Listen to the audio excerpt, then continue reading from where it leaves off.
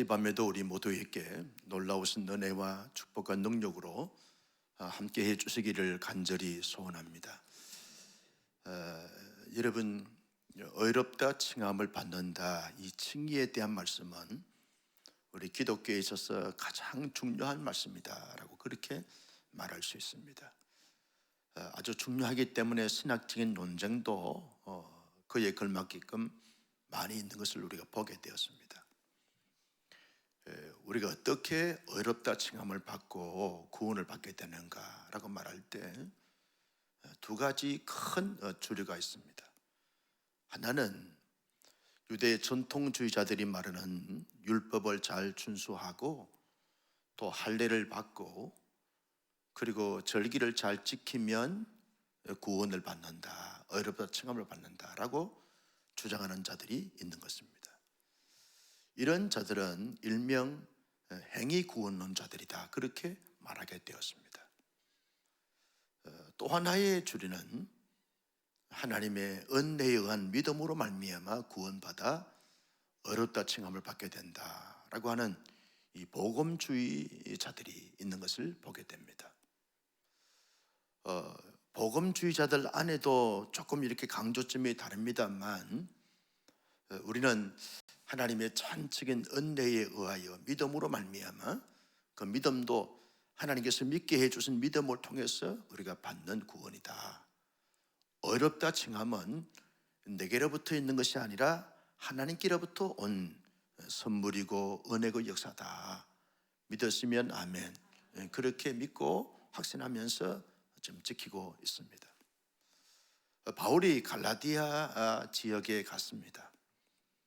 갈라디아 지역은 더베나 이고니온이나 루스드라나 비시디아 안디옥 이런 지역이 있는 그 영역을 갈라디아 지역이다, 그렇게 말하게 되는데, 갈라디아서 말씀은 그 지역에 있는 교회들에게 바울이 기록한 말씀입니다. 바울이 2차 선교 여행 때 그 갈라디아 지역에 가서 복음을 전해서 교회가 세워졌던 교회들이 갈라디아 지역에 있는 교회들입니다. 바울이 그것에 가서 무엇을 강조했는가 하면, 하나님의 구원은 의롭다 칭함을 받는 것은 하나님의 전적인 은혜에 의하여 하나님께서 믿게 해주신 그 믿음을 통해서 받는 구원이다. 이 복음주의를 강조하고 주장하고 그리고 가르쳤습니다.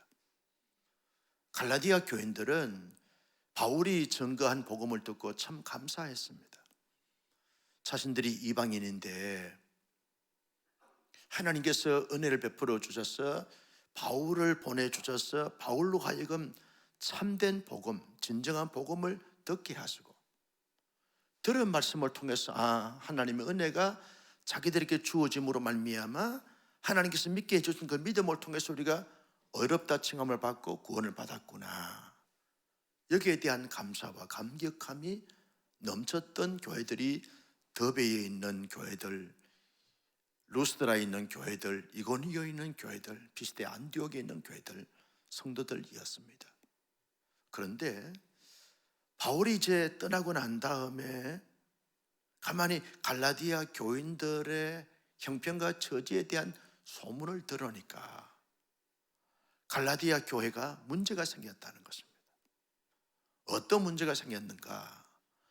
유대 전통주의자들이 살짝이 갈라디아 지역에 있는 교회들에게 들어가서 그들이 갈라디아 교인들에게 이렇게 질문합니다. 너희들 정말 하나님의 은혜로 인한 믿음으로 말미암아 의롭다 칭함을 받은 것을 믿냐? 그것이 진짜로 믿냐? 그것이 확실하냐? 계속 이렇게 의문을 던지면서 질문을 던지게 되었습니다. 여러분, 질문을 이렇게 한 번 던지고 대답하면 지나가야 되는데 재차 2번, 3번, 4번 계속 질문을 던지니까 사람들이 마음이 좀 싱숭생숭하는 것이죠. 그런가? 진짠가? 진짠가? 진짠가? 여러분, 제가 그 대구 호랩산 기도원에 가서 이제 일주일 동안 기도한 적이 있었는데 유명하신 목사님이 제 설교를 하셨어요. 그때 이제 저는 그 이제 청년 시절이었는데, 그런데 거기에 이제 이 학생들하고 청년들이 많이 참석을 했어요. 기도원 집회에. 여름 집회니까 참석을 했어요. 근데 구원받은 사람 손들어 그랬더니 전체 그 기도원에 참석했던 사람들이 다 손을 들었어요. 구원받은 사람 손들어. 진짜 구원받은 사람 손들어. 그럼 절반이 내리더라고. 세 번째 큰 소리로 진짜 구원받은 사람 손들어. 그랬더니 그 반 다 손을 내렸어요.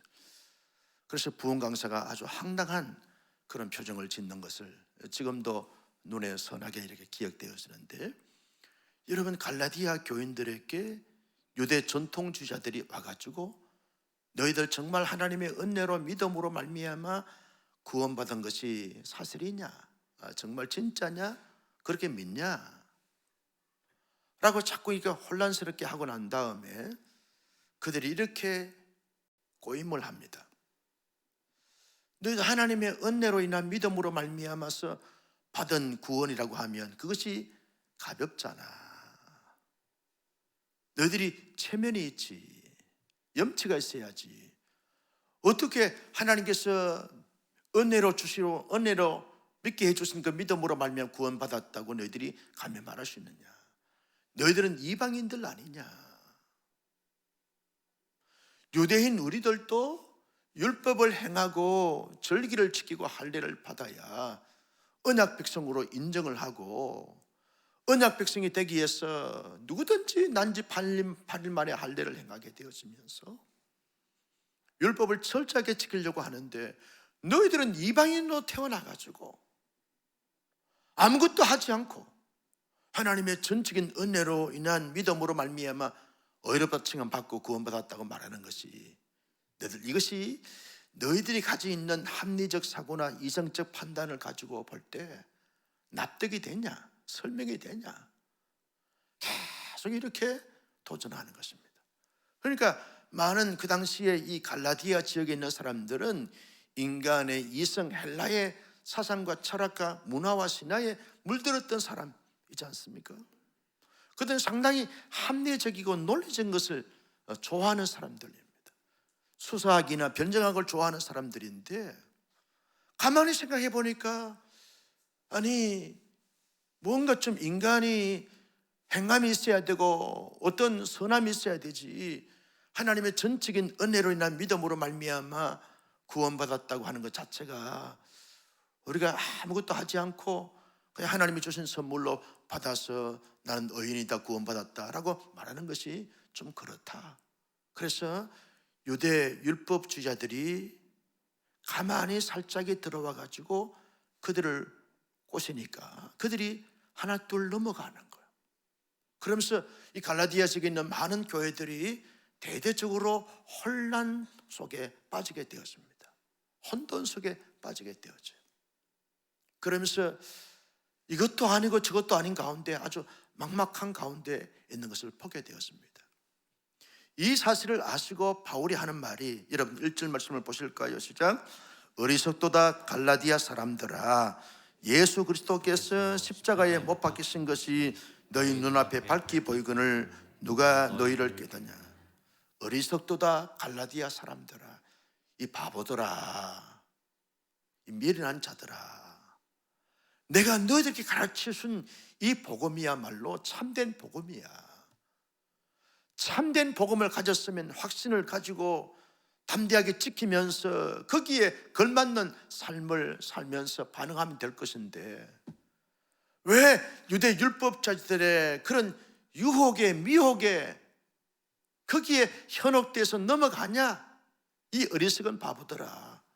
바울이 이걸 말씀하고 있습니다. 그러면서 바울이 재차 갈라디아 교회 성도들에게 너희가 어렵게 되어진 것이 어떻게 해서 되어졌는가, 너희들이 구원을 어떻게 받았는가에 대한 소상하게 말씀하고 있는 말씀이 오늘 1절 말씀에서 5절까지 말씀입니다. 먼저 바울이 1절에서 이렇게 소개합니다. 예수 그리스도의 십자가에 못 박히신 것이 너희 눈앞에 밝히 보이거늘. 이 말은 너희가 예수 그리스도가 너희의 죄를 위해서 십자가에 돌아가셨다는 사실을 너희가 믿지 않았냐? 내가 증거해서 믿지 않았냐? 너희의 마음에 확신을 갖지 않았냐? 마치 내 모든 죄가 예수님이 다 십자가에서 다 걸머지시고 속죄의 제물이 되시고 대속 은총을 베풀어 줬다는 사실을 너희들이 믿고 입으로 시인하고 구원 받지 않았냐? 너희의 죄가 다 사해졌다고 너희들이 확신해 주지 않았냐? 마치 두 눈으로 똑똑히 본 것처럼 너희의 믿음의 내용이 너무나 명명백백하게 사실이고 확실이지 않았냐? 이걸 바울이 깨우치고 있는 것입니다. 그러면서 너희들이 너희의 과거에 지은 죄가, 너희의 지금의 죄가, 너희의 미래의 모든 죄가 예수님이 모든 인간의 죄를 다 십자가에 담당하셨다는 사실을 어떻게 믿었냐? 너희의 이성이나 논리나 합리나 그리고 수사학적 접근을 통해서 너희가 믿었더냐? 너희들이 예수 그리스도께서 대속의 십자가의 사건 자체가 너희의 죄 사함에 대한 사건인 것을 너희들의 이성으로, 너희 합리적 사고로 믿은 것이 아니고 2절 3절 말씀에 보면 이렇게 말합니다. 2절 시작. 내가 너희에게 다만 이것을 알려 하노니 너희가 성령을 받은 것이 율법의 행위냐 혹은 듣고 믿음이냐. 3절 다 같이요. 너희가 이같이 어리석으냐 성령으로 시작하였다가 이제는 육체로 마는 것이냐.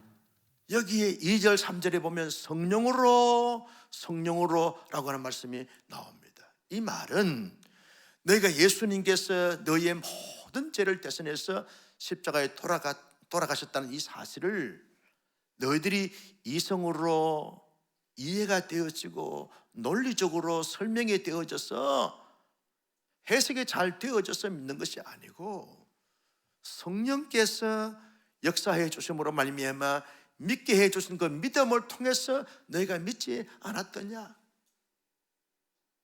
율법을 지킴으로 말미암아 깨달아진 것이 아니고 성령께서 믿게 해주신 그 믿음을 통하여 성령의 인을 쳐주시고 성령께서 깨닫게 하시고 성령께서 믿게 해주시고 성령께서 확신시켜 주심으로 말미암아 너희가 예수님이 나의 죄를 위해서 십자가에 돌아가셨구나, 이 사실을 너희의 예수님의 십자가의 사건을 너희의 사건으로 받아들이지 않았느냐, 믿지 않았느냐. 성령님의 역사 자체를 경험한 사람들이 어떻게 성령님의 역사를 전혀 경험하지 않았던 사람처럼 그렇게 생각하고 그들의 주장에 넘어가냐? 이 어리석은 자들아, 바울이 이걸 말씀해주고 있습니다. 또 하나는 5절 말씀을 같이 볼까요? 시작. 너희에게 성령을 주시고 너희 가운데서 능력을 행하시는 이의 일이 율법의 행위에서냐 혹은 듣고 믿음에서냐. 자, 너희 가운데서 능력을 행하시는 이의 일이, 이 말씀은 성부 하나님의 역사를 지칭하는 말입니다. 다시 말하면 성부 하나님이 우리의 구원을 만세 전에 다 플랜을 세우셨어요. 작정하셨어요. 계획을 세우셨어요. 그러니까 성부 하나님의 우리의 구원을 위한 마스터 플랜 속에서 예수님이 때가 되심에 이 땅에 인간의 몸을 입고 오셔서 온 인류의 죄를 대신해서 십자가의 대속의 제물이 되어주셨습니다. 예수의 사건이 자신들의 사건으로 성령께서 깨닫게 하시고 믿게 하시고 확신시킴으로 말미암아서 받은 이 어렵다 칭함 받은 것, 이 구원, 이 영생, 이 영광, 이 자체가 어찌 하나님의 선물이 아닐 수 있더냐. 이걸 바울이 다시금 갈라디아 교인들이 대혼란 속에 빠져 있는 그들에게 명확하게 성부 하나님의 작정하심, 계획하심, 성자 예수님의 이루심, 성령 하나님의 인치심, 삼위일체 하나님께서 공히 합의하셔서 합동으로 우리의 구원을 이루어 놓으셨는데 누가 여기에 대해서 이러쿵저러쿵 토시를 달고 말할 수 있겠느냐? 이게 너무나 귀한 하나님의 사건이기 때문에 하나님은 온전한 것이고 영원한 것인데 너희의 구원은 그래서 온전한 것이고 영원한 것이다. 이걸 바울이 말하고 있는 것입니다. 여러분, 수많은 이단들이 이 칭의론에 대해서 도전해 옵니다. 제가 내일도 이단 대책위원회 세미나에 참석해서 발제를 좀 해야 되는데, 여러분, 수많은 지금 현대 이단들이 계속 이 문제를 가지고 시비를 겁니다. 교주들이 마치 구원자처럼 생각하는 거예요. 첫 번째 아담이 실패했는데 두 번째 아담으로 온 예수도 실패했다. 세 번째 삼세판을 해야 되지 않냐. 세 번째 온 자신들이 메시아다. 그래서 자신들로 말미암아, 자신들의 단체로 말미암아 이루어 놓은 구원을 너희들이 받아야 된다라고 도전해 온다는 거예요. 이런저런 율법주의뿐만 아니라 이 교주들이 아무리 현란스러운 그런 언어를 가지고 지론과 교리를 가지고 접근해 와도 바울이 말하는 것처럼 우리의 구원은 성부 하나님의 그 작정하심 속에 성자 예수님의 이루심을 통해서 성령 하나님의 인치심과 보증하심과 확신케 하심으로 말미암아 받은 이 구원은 하나님의 전적인 선물인 줄로 믿으시면 아멘. 이 교리는 양보할 수 없습니다. 이 교리는 타협할 수 없습니다. 이 교리는 어떤 부분도 흠집을 낼 수가 없는 거죠. 흔들 수가 없는 거죠. 영원한 구원 교리고 칭의 교리고 영생 교리이다라고는 사실 이 교리에 대해서 도전해야 되었으면 그건 양보할 수가 없는 거예요. 수용할 수가 없는 거죠. 목숨 걸고 지켜야 될 것이 이 칭의 교리, 이 구원 교리입니다. 그러면서 바울이 이제 갈라디아 교인들에게 여러분 그들을 지적하면서 잘 설명하고 난 다음에 예를 듭니다. 그들에게 잘 논리적으로 이성적으로 잘 납득이 되고 수용이 될 수 있을 만큼 논리적으로 잘 전기를 펼쳐가는데, 여러분 6절 말씀을 보실까요? 6절입니다. 시작. 아브라함이 하나님을 믿으며 그것을 그에게 의로 정하셨다 함과 같으니라. 자, 첫 번째 바울이 예를 든 것은 아브라함을 한번 보라는 거예요. 아브라함이 율법을 행함으로 말미암아 어렵게 되어지고 믿음의 주상이 됐더냐? 아브라함이 뭐 했던 사람입니까? 우상 장사했던 사람입니다. 우상을 만들어서 사람들이 그 파는 우상을 가지고 다니면 마치 그 우상이 자기를 지켜준다 수호신처럼 이렇게 생각하면서 부적처럼 생각하면서 우상을 품에 지니고 다니는데 그것을 파는 사람이에요. 믿기 때문에 파는 거지요. 신뢰하기 때문에 파는 것입니다. 그건 아브라함 우상 숭배자고 우상 숭배하게 했던 사람이니까 얼마나 하나님 앞에 악한 자입니까? 그런데 그런 아브라함에게 하나님이 찾아오셨어요. 아브라함아, 아브라함아, 그러면서 너는 민족이 될 것이고 땅을 차지하게 될 것이고 너가 축복을 한 자에게 내가 축복을 내리고 너가 저주한 자에게 내가 저주를 내리는 복의 근원이 될 것이다 라고 그렇게 하나님이 일방적으로 아브라함에게 찾아오셔서 약속을 하셨어요. 내 자손이 하늘의 별처럼 땅의 모래처럼 많게 하실 것이다, 민족을 이룰 것이다 라고 약속을 하나님이 일방적으로 하셨어요.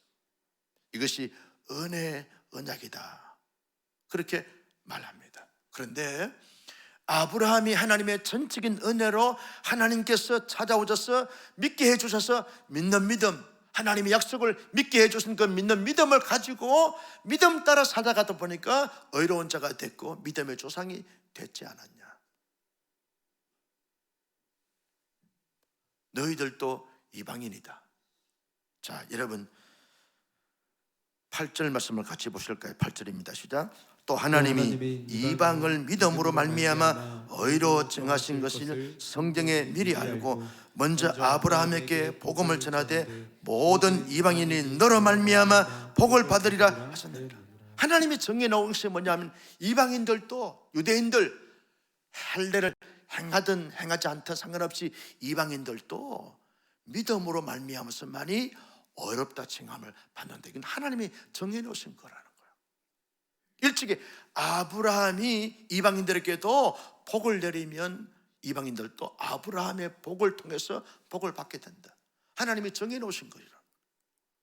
하나님이 일찍이 아브라함의 사건을 통해서 이방인들도 누구든지 남녀노소 빈부귀천 어떤 종족과 민족과 열방을 초월해서 누구든지 예수를 믿으면 구원받고 예수를 믿으면 어렵다 칭함을 받게 되는, 이것을 하나님이 정해놓으셨는데 유대 율법자들이 전통이 있다고 그들이 큰 세력을 가지고 있다 그들이 와가지고 너희가 가진 이 참된 복음을 흔들어 놓아서 너희들이 흔들 수 있느냐, 너희가 받은 이 구원이 얼마나 보배롭고 존귀하고 영광스러운 것인데,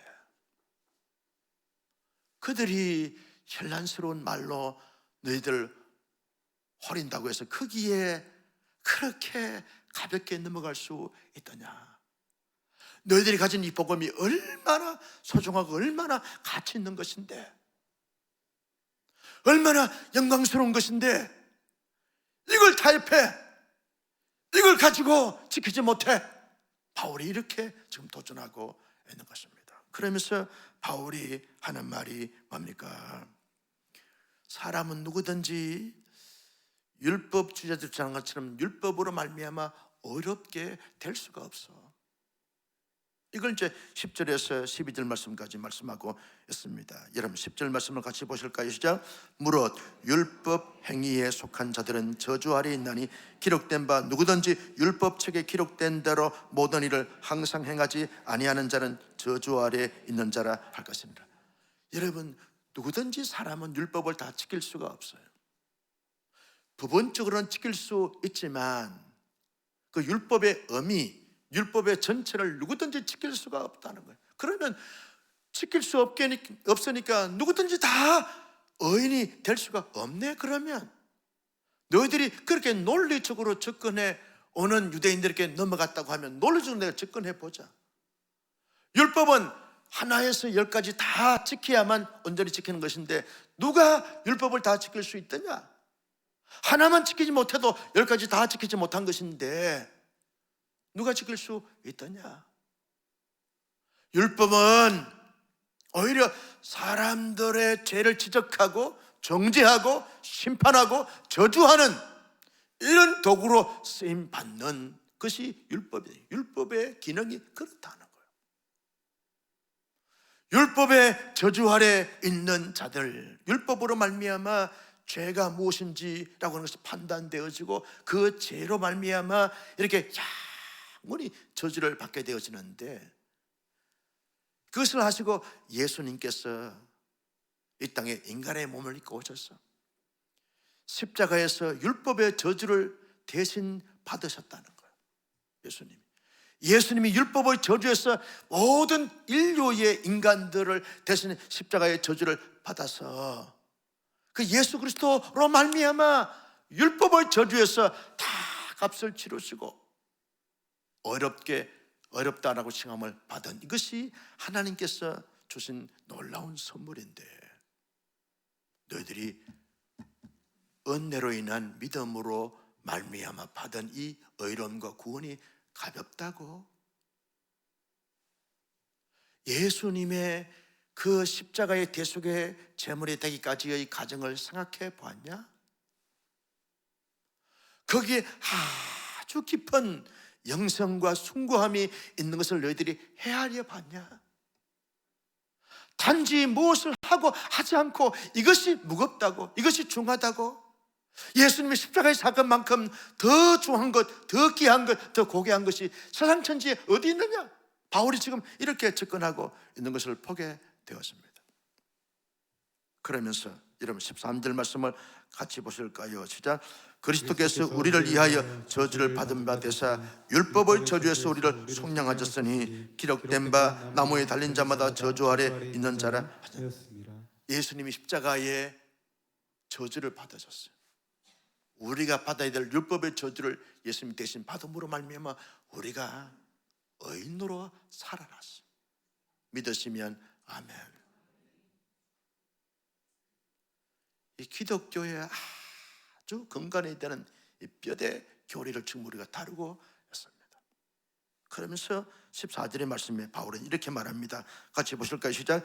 이는 그리스도 예수 안에서 아브라함의 복이 이방인에게 미치게 하고 또 우리로 하여금 믿음으로 말미암아 성령의 약속을 받게 하려 합니다.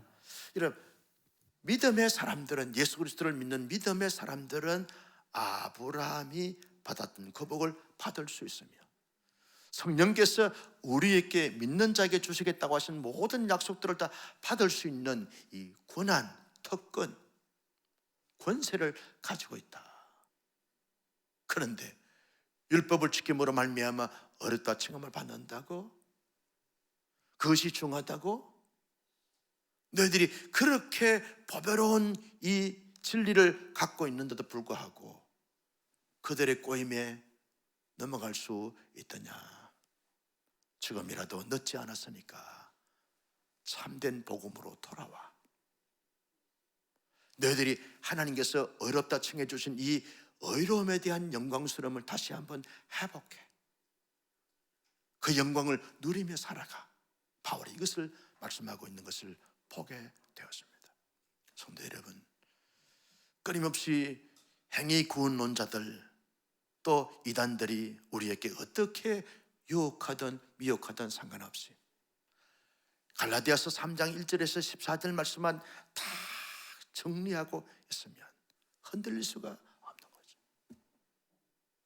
박사학위를 수만 가지를 가졌다 할지라도 그들의 화려한 말들 때문에 우리가 흔들 수 없는 것은 이것이야말로 참된 진리이기 때문에 그런 줄로 믿으시면 아멘. 그런 면에서 오늘 밤에 잘 오셨습니다. 할렐루야. 여러분, 천하를 얻는 것보다 더 귀한 보배를, 더 귀한 진리를 얻었어요. 그러면 우리가 어렵다 칭함받은 하나님의 사람들인 우리가 어떻게 반응하면서 살아가야 하는가? 여러분, 하나님의 전적인 은혜로 인한 믿음으로 말미암아 받은 이 구원과 이 어렵다 칭함받은 이 칭의를 하나님의 전적인 은혜로 믿게 해주신 그 믿음으로 가진 사람들이기 때문에 하나님 앞에 가져야 될 첫 번째 반응이 뭡니까? 하나님, 나 같은 죄인을 사랑해 주시고 은혜 베풀어 주셨습니다. 구원해 주시고 어렵다 칭해 주신 하나님 앞에 그저 감사합니다. 이유가 없어요.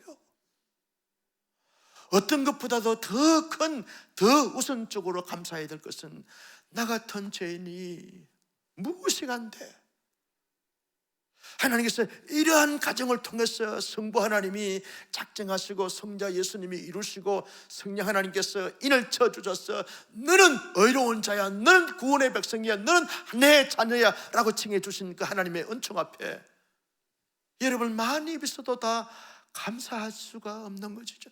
하늘을 두루마리 삼고 바다를 먹물 삼아도 다 감사에 대한 표시를 다 표현할 수가 없는 거죠. 그래서 일어나자마자 하나님, 오늘 또 나를 어렵다 칭해 주신 하나님 앞에 감사합니다.